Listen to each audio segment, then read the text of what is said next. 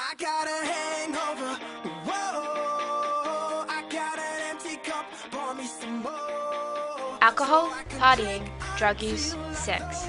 It all dominates the commercial pop music industry now. This is not a new revelation, but it is increasing every year. The most recent study from the John Moores University in Liverpool shows 1 in 5 UK pop songs references alcohol, and this has doubled in the past 10 years. It claims this could have a huge influence on teenagers and underage drinking. Got a little bit trashed last night. I think it does, especially when it's so like alcohol related and stuff. As long as, like, if you're in like this type of situation, like at the time, you're gonna start drinking more because there's like music. And it's a drinking song as well. I mean, it's a drinking song. You put it on when you're going out or you're going somewhere. So yeah, I think it would have an influence.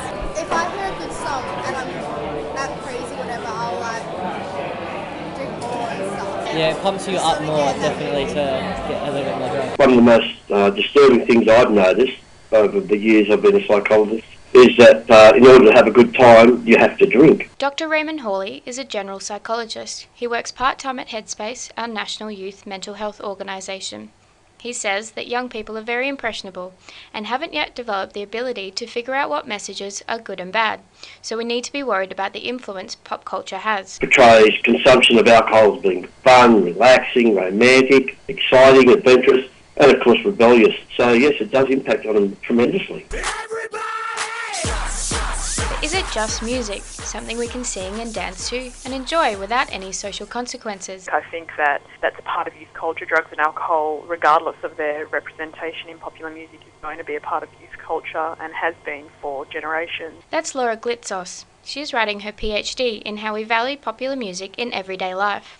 She says pop music doesn't necessarily encourage young people to drink, but it is an issue we need to think about carefully. Almost subliminal, you could say that it has a subliminal effect on the unconscious mind, in which, while you're not actively listening to it, it is part of the context of partying. Let's get ridiculous. So whose responsibility should it be? The artist, the radio station, parents? Should we, and can we, limit the exposure to young people? For a lot of people, music is just something to dance to and have a good time, but for a lot of people that live and breathe watching these artists and what they do, there really is no reason to blatantly promote unhealthy lifestyles. Sarah Pellicano is a Perth-based singer-songwriter who regularly features on Triple J and sings for hip-hop group Lo and Behold. She says that although artists have a right to free speech, if they have nothing better to sing about, then why shouldn't they be censored? But it isn't just the lyrics that are the problem, it's the music videos that accompany them. Katy Perry's Last Friday Night shows a geeky girl throwing a huge party and in doing so becomes popular and beautiful.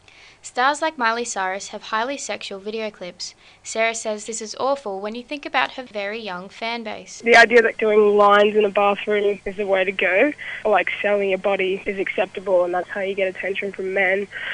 What she is actually selling is for women to have no self-respect. Dr. Hawley believes the responsibility lies with parents and for them to know that they play the most important role. Yes, government and radio stations and media have a role to play, but really it's the parenting of the adolescents. Laura agrees and says it comes down to engaging with young people and making them think critically about music, which really has no meaning besides marketing. And I think that this is about education and teaching from a very, very young age in school that children and students don't have to follow marketing trends just because they're cool.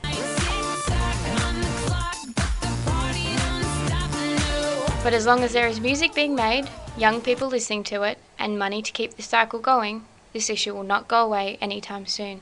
This has been Claire Kenyon reporting for Curtin FM.